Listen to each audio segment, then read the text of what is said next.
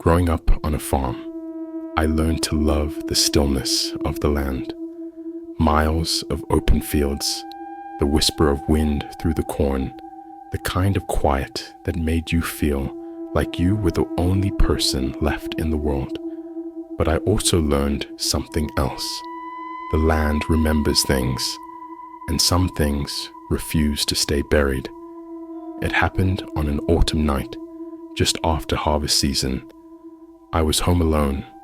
My parents had gone into town for supplies, leaving me to close up the barn and check the fields one last time.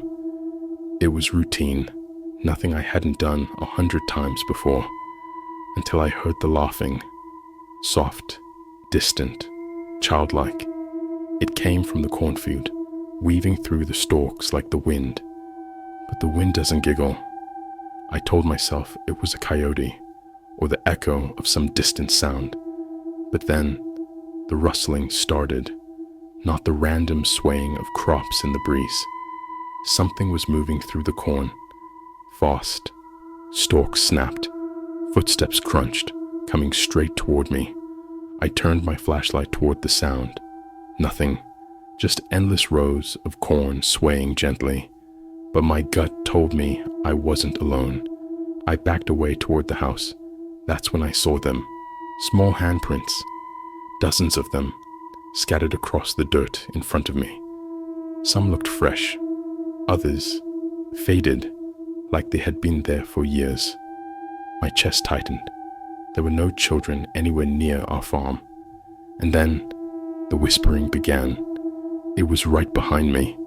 I turned, and for a split second, I saw something standing between the rows of corn, small, hunched, with hollow black eyes staring at me. Its grin stretched too wide, teeth sharp and unnatural. I ran. I don't remember getting inside, but I slammed the door and locked it. My hands were shaking. I forced myself to look out the window, dreading what I might see. Nothing. The field was empty, silent. My parents came home an hour later. I told them everything, but they just exchanged a look. My dad sighed. "You saw it, didn't you?" I froze. "Saw what?" He didn't answer, just turned and locked the doors. I didn't sleep that night. And even now, years later, I still hear the giggling. It always comes back. And every year, the handprints return.